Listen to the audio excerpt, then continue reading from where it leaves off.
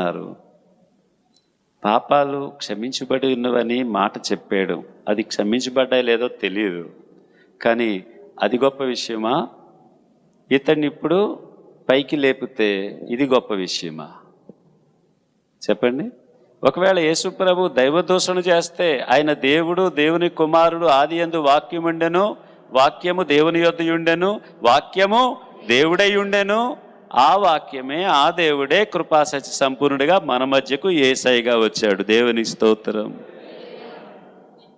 ఒకవేళ నిజంగా యేసుప్రభు దేవుడు, దేవుని కుమారుడు కాకపోతే, వాళ్ళు అన్నట్టుగా దైవదూషణ చేస్తుంటే, ఆ పక్షవాయు కలిగిన వాడిని పైకి లెమ్మంటే 100% ఆరోగ్యంతో లేవగలడా? చెప్పండి. లేవలేడు. లేచాడంటే అర్థం ఏంటి? దేవుడని ఒప్పుకుంటున్నాడు, మెస్సియా క్రీస్తు అని రుజువుపరుచుకుంటున్నాడు. దేవునికి స్తుతి